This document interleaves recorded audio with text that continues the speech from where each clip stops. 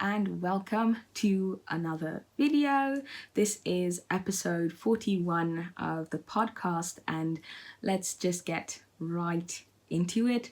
So last episode I spoke about this crochet hat that I was working on. The pattern is called sirdar 2297.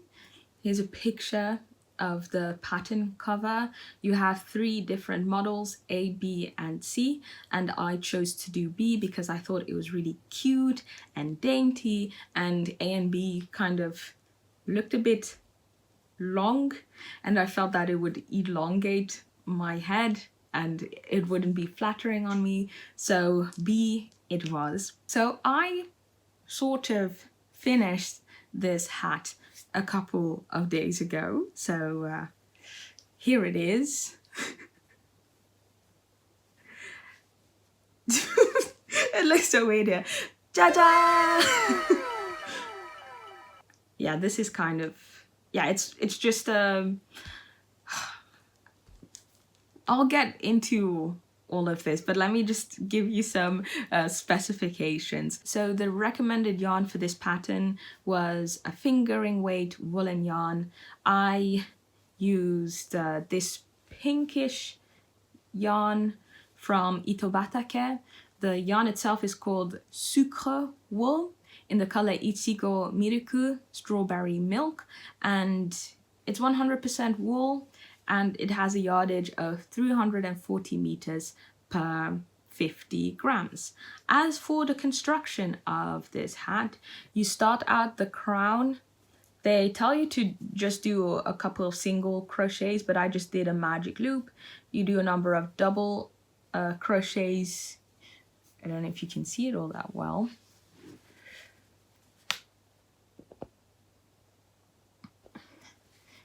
Yeah, you do a bunch of double crochet increases to keep it a circle, and at some point you start creating these double crochet how would I call those? Groups, yeah, groups, and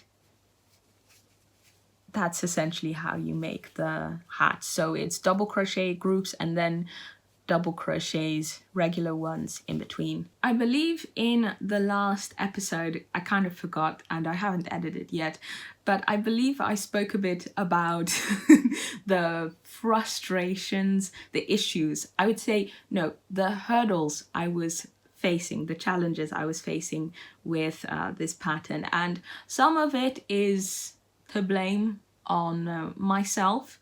So I misread the pattern and I thought that this hat was actually model C. So I worked about halfway through model C and then started to realize that it wasn't really looking like the pattern that I wanted it to look like, and then figured out I did it wrongly. And so I unraveled everything and I started working on model B. However, I used the same hook size as that for model C. And that meant that instead of using a 2.5 millimeter hook, I was using a 3.0 millimeter hook. And that made it so that this hat was way bigger. Ending up with something that turned out way bigger or way smaller isn't something that happens to me often because I do enjoy getting an accurate swatch. But the issue with this pattern is that they tell you to make a swatch of the 12th row of the pattern, but the entire pattern is 21 rows. So essentially they're telling you to work halfway through the pattern, then swatch your pattern, and then either unravel it, I guess, if it's wrong, or if it's right, continue. So that was a bit of an issue. I was like, you know what, whatever, I'll just see how it turns out, and it turned out far too big. I think my gauge was half a centimeter off, and I think there are, how many repeats are there in this? 1, 2, 3, 4, 5, 6, 7, 8, 9, 10, 11, 12, 13, 14, 15. So there are about 15 repeats in here. So imagine being half a centimeter off on one pattern repeat. So that's 15 times half a centimeter, which is 7.5 centimeters off. And so what happened was that I had to end the pattern about, I think about 6 or 7 rows early, because it would have just engulfed my head. So it was a total fail, and it didn't sit on my head right without straps. So that's what I ended up doing. I crocheted this loopy thing with some double crochet and single crochet. I did that on the other side as well, and then I just made a cord similar to the one that I made with my crochet waistcoat. And so now it stays on my head if I have this on. So, but now it kind of looks like I'm an enlarged baby because of the straps. But I think it has a cute, how would I say it, a cute vibe to it as well. I just have to figure out what type of clothing I'm going to be wearing to, yeah, work this with. But I'm just going to be wearing this when I'm on my trip. But yeah, oh, the back looks really bad, but that's really just because I have a high ponytail at the moment. But I will try and make some pictures, and I'll put them here so that you can actually have a bit of a more accurate representation of how it looks IRL. So I'm considering this project done. I swifted, or I spun the leftover yarn of this project into a hank, and I've already actually sold it. So there's no way of me going back and trying to redo this. But that's not an issue. I'm fine with how this is at the moment. But now I have this issue of still wanting to make the actual hat. And so I looked in my stash and I found the perfect yarn for this project. This is the yarn that I found. Together it's about 100 grams, and I bought this in Japan from a hand dyer called Tamayura yarn. And yeah, I actually got to meet her at a knit cafe randomly. I spoke about this in an earlier episode, but she's such a sweet and kind person, and I had been gunning to get at least one hank of her yarn, and it sold out, I think, in about 2 minutes online. So I was very happy when I could get this. So this is actually her silky rami yarn. The base is 78% virgin wool, superwash extra fine merino. It's 15% silk, 7% rami. And I looked this up. Rami is a plant in East Asia that belongs to the nettle family.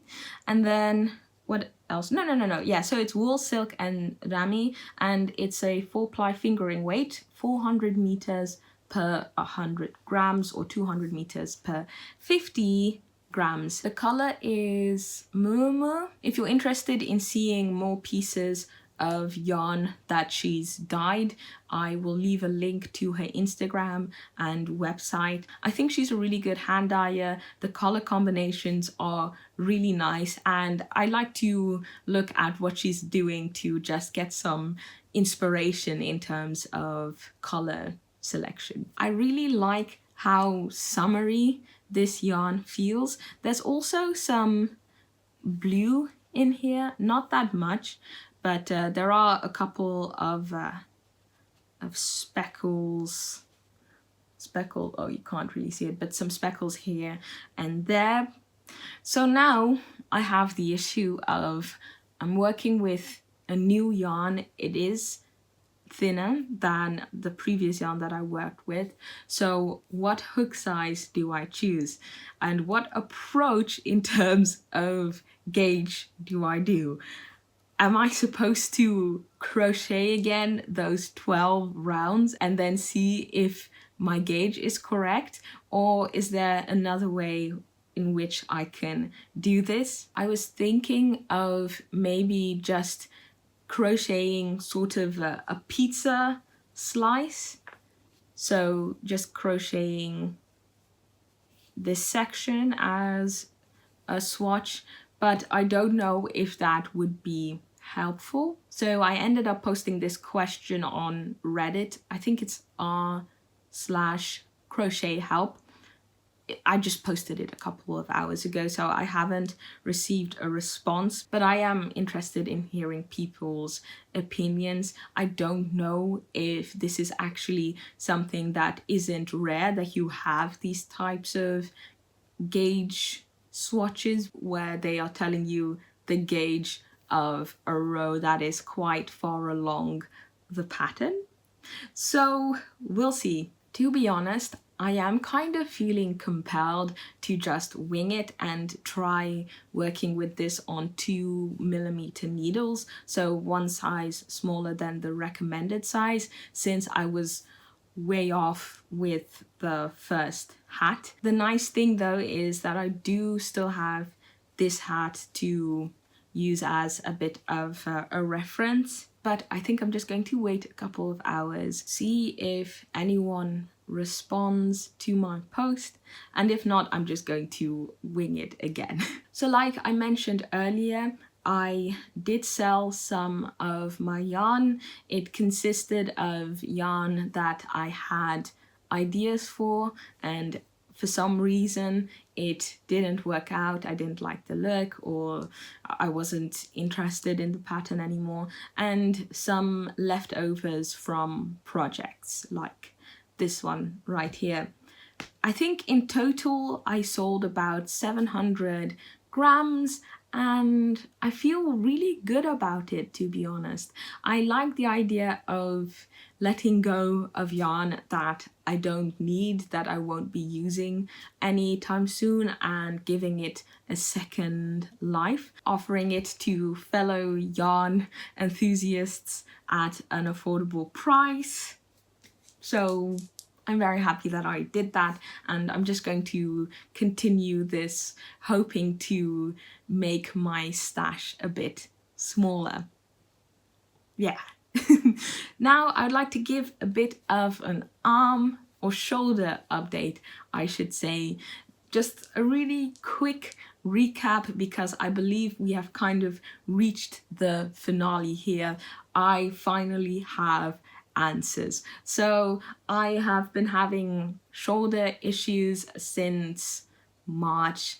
First it started with a bit of a weird tingling in my fingers, then that disappeared, and then it actually started hurting. So since that time I've been having to take breaks where some days I don't knit at all. Even I think I didn't knit for about 2 weeks at some point, but yeah, so it's been quite annoying. The pain goes and then it comes back, and I was just doing a lot of stretching exercises and strength exercises. I got quite good at doing push-ups, and then the pain disappeared for about 2 weeks, and I was really happy, and I thought that I had conquered my shoulder, and then the pain came back, and I took the advice of someone who commented, you should go to the doctor.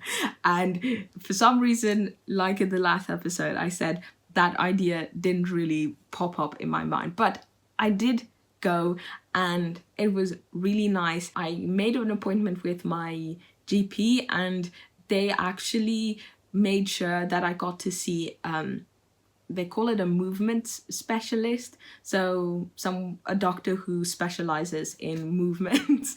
And yeah, The experience was actually quite nice. I had to do a couple of exercises just to check if I had any loss of strength or flexibility in my arm.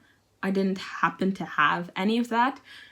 Turns out my arm or my shoulder, my left shoulder, the problem shoulder, is more flexible than the right one, because I did this one exercise where I had to put my arm on my back and see how high I could get. So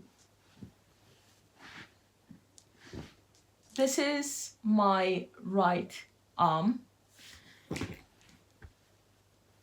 and this is my left arm.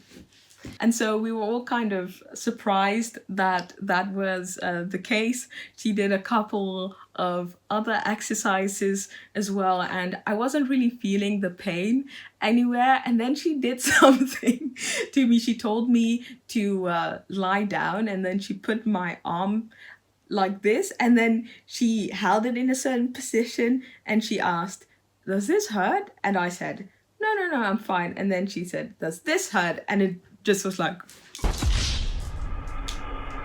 oh.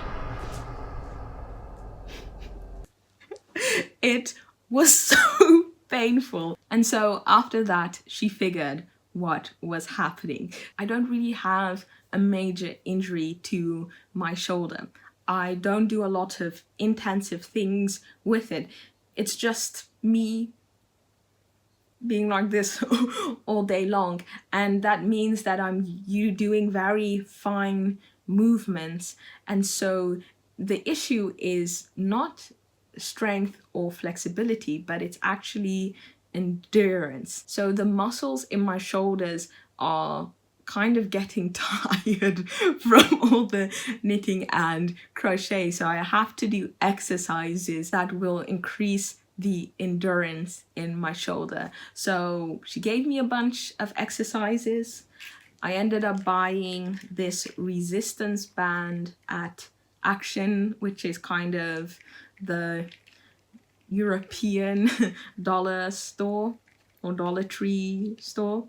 Yeah, I got it there, and she just gave me a bunch of exercises to do with the resistance band, and I should do them twice a day, and that should really solve my problems. I also don't have to quit crocheting and knitting, which is such a relief. So it has been a couple of days since I went, and I'm really noticing an improvement. Another thing that I'm doing now is I'm offering my arms a bit more of support. So I put a pillow on my legs and I can rest my elbows on it, and it helps a lot. So yeah, that's the conclusion. I am so happy that I went and that it's nothing serious, because I was starting to get worried when the pain came back. So I just want to give a huge thank you also to the commenter that put that on my video a couple of weeks ago. Yes, thank you very much. A quick recap. I have been really interested in trying to knit or crochet a swimsuit. I'm going to be visiting family in a couple of weeks, and I am going to be swimming a lot, and I thought, you know what, I want to see how these knitted swimsuits, these crocheted swimsuits actually work in the water. I've been doing a lot of research trying to ensure that this project is as successful as it can be, and I'm getting a bit nervous now because I don't have a lot of time before I leave, but I'm very happy to say that I actually started working on a crochet bikini. I figured actually that I would start with crochet just because it works a bit faster. Yeah, so the pattern that I am using, I have no idea where it's from. I got it from Etsy. It's supposedly a bikini from the 70s, but this particular Etsy likes to remove all traces from the original, so I don't have a lot of information to go off.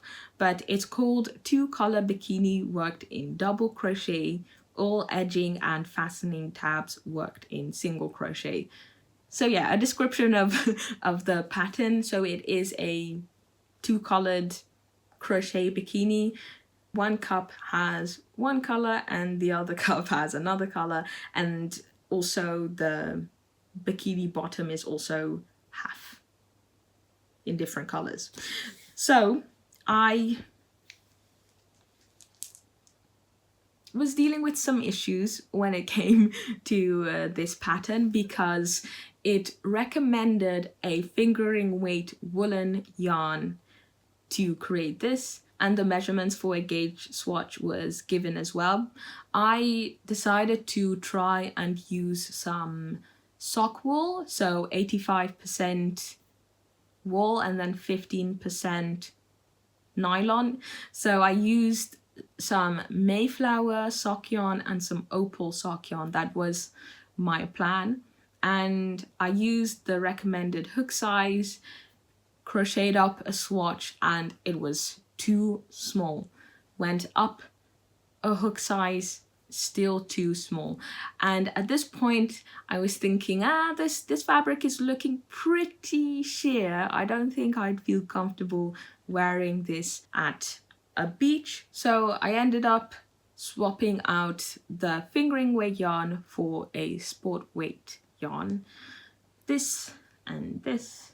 So this is going to be the color combination. I just had this in my stash. It is Ístex. I think that's the Icelandic way of saying it. I looked it up. But it's Ístex Kambgarn. It is 100% merino wool. It has a yardage of 150 meters per 50 grams. And the colors are bosgroen 0969 and tuingroen 0945.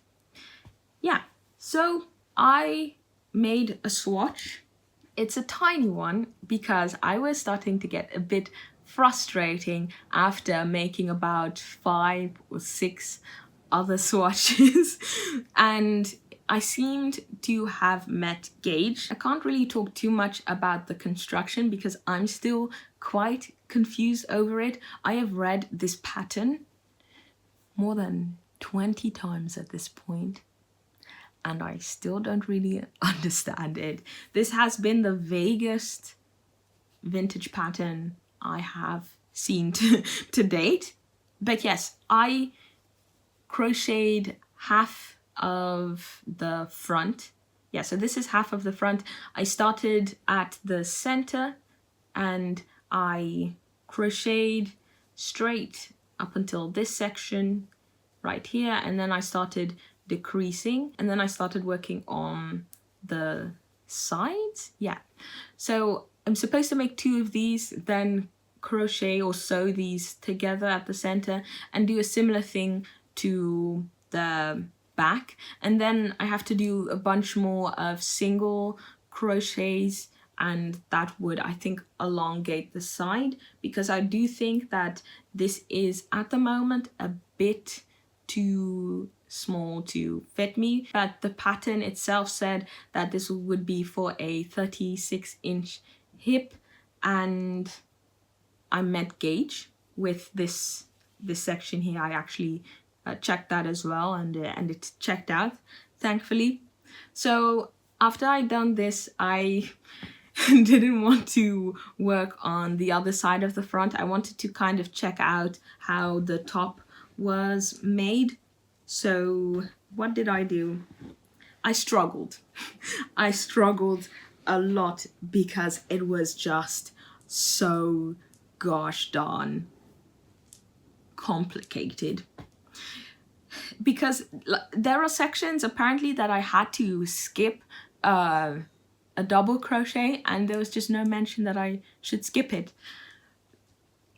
And then later on they do tell me places where I should skip a stitch, but in any case, I managed to get it done somewhat. So this is how the cup is. You have these double crochet groups here at the side, and then once you're done with that, you make a single crochet row, actually 4 of them here at the bottom, and then I don't know what happens then, to be honest, because it turns out for some reason this cup, the gauge is completely off from this gauge right here. It's way smaller. I don't know why, but it is smaller. I think I have to go back and look at the footage, maybe check if I used a different crochet hook. Thankfully, the colors are different for each size, so I can actually check that for sure, but it's too small because look at this. There's going to be so much side boob on this side and front boob, I guess. I would not feel comfortable wearing this on a beach. So I am going to have to take out the bottom section here and also the edging that I did around the cup as well.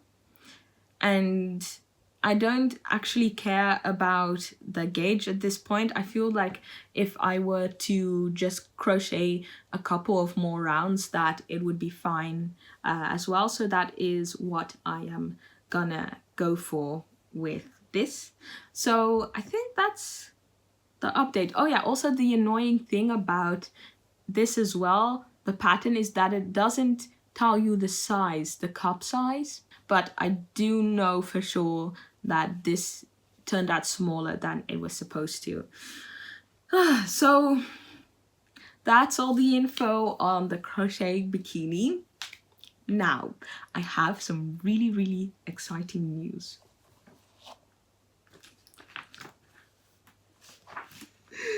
It finally came in! It came in 2 days ago, and I am so happy. I have to thank Annie and her mother 1,000 times. Dankeschön, Dankeschön. Thank you so much for helping me get this magazine. It was such a pain in the ass, but I'm so glad that it came in, and that it came in time, because like I said, I'm leaving soon, so I now actually have the time to make a bikini out of this book.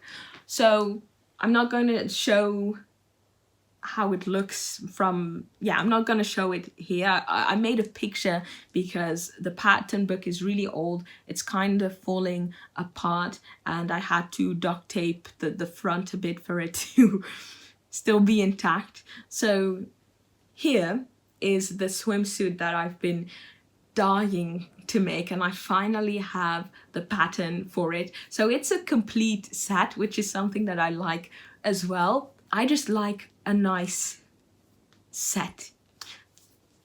I just think it looks so cute. So you have the bikini top, you have the bottom, you have the skirt, and then you have the sleeveless cover, I would say. I can't really say too much about the pattern at the moment because I haven't looked at it yet. So I'm thinking of doing that in the next episode. I want to take the time to translate the pattern today. I have already made a gauge swatch. I know the colors that I want to use. I spoke a couple of episodes ago about this best way bikini that I wanted to make with the sailor, like a sailboat on one of the cups and also on the bottom, and I had bought some red and white cotton sock yarn for that. But then I looked at this German pattern and it used the exact same colors, and I did some asking around in my family, and we come to the conclusion that the red and the white combo for this would be pretty neat. I kind of also like the idea of trying to make it an identical reproduction production. So I have already knit up a swatch for the Best Way bikini, but it turns out that the gauge is the exact same, so I actually can get just right into it.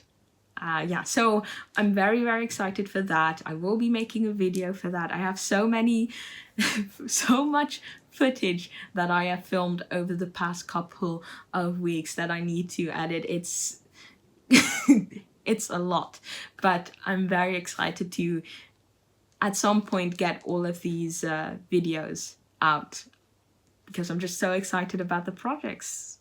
Yeah. So yeah, I also want to mention the information of this magazine. So it is Constante Strickmoden. My German is not that good, but it is Heft 2, so volume 2. This one is actually from 1952, if I'm correct. Yes. Yeah. So yeah, you'll be hearing more about this in the future. There are some really, really nice patterns in here that I hope to work on in the future. But I think as a conclusion, I really did get scammed by these people, this antique store. They really did not send me this magazine. So I'm going to have to send them an email and hopefully I can get my money back from that. So the last thing that I would like to talk about is the Isager Archives collection. Again, you know the drill. I'm working on this collection, trying to make all of the pieces. I have made process on both of the sweaters that I've been working on. So we have the Inge sweater here by Lenit. So this is how it's looking at the moment. I finished both of the sleeves. I finished the sleeve yesterday, I think, or the day before, I think. So this is a top-down raglan. You start off with a folded stockinette stitch hem, then you do some 1x1 ribbing, and then you do a couple of rows of just plain stockinette, and then you get into the raglan increases. Oh, and there are some short rows as well, I should mention. So the yarn that I'm using is some yarn from a Swedish company called Järbo. It is the Astrid yarn, 100% wool, superwash, a DK weight, 125 meters per 50 grams. The colors that I'm using are Perfect Purple, 34 is the number. That's the main color. Then I have this light purple called Pale Plum, number 33. And then I have this green, which is Spring Green, number 19. And this pattern uses a bunch of different needle sizes. I keep making mistakes when I talk about the needle sizes, but I'll be sure to put all of the exact information on Ravelry once I have finished this project. So the rolled hem, 3 millimeters, the ribbing 3.5 and 4 millimeters, the plain section here 4 millimeters, and then the color work is 4.5 millimeters. Like I said, the sleeves are all done. Really happy with it. Very excited to finish it. The experience has actually been quite nice with the sweater. I'm really happy with how it's looking so far. Maybe I can show you on the inside how the floats look. I didn't have to do any, how would I say this? I didn't have to secure any floats because I think at most you have a float of 5 stitches, so it's not really necessary to do it. Well, sometimes at the decreases at the sleeves you have a bit more, but even then I didn't really bother to secure any of them. But turning it inside out, it almost looks like a whole new sweater. It looks pretty cool, I think. Yeah, so there's that. I just have to knit in the round. Yeah, just all the way down for the body, and then I'm done. The only issue I have is that I'm running out of the pale plum, the light purple on this sweater. I think that I might have just lost a ball of yarn, because I measured this sweater and I measured the yarn that I had left over, and it seems that I'm missing 50 grams, which would make a lot of sense. So I have been looking all over my apartment. I cannot find it. So I'm going to have to take all the yarn bags that I neatly put away. I have to take them all out and give them a once over, because I actually would love to finish this quite soon. The yarn isn't really the most accessible for me because it comes from, I think it comes from Denmark, and the shipping is about €7, and what I need is just €4 worth of yarn. So it feels kind of it feels a bit annoying having to pay €11 for the yarn when I bought this on discount as well, and I think I in total paid about €40, €43 for all of the yarn for the project. So I don't know. I mean, I'm just first going to look really well, and then if I can't find anything, then I'm gonna have to take the L and do that. Then moving on to the Norma sweater by My Favorite Things Knitwear. So here's an update. Oh wait, this is the bottom. This is how it's looking at the moment.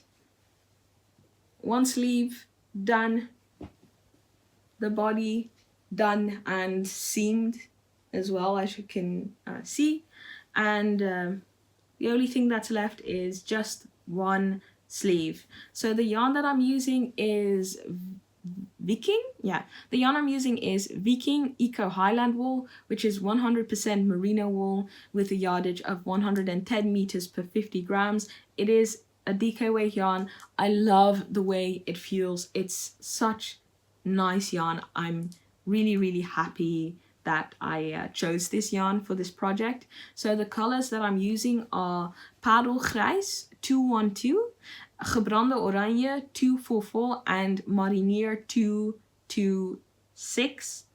So a bit about the construction. It is a top-down raglan, just as the Norma sweater, just as the Inge sweater. You start off with a tubular cast on.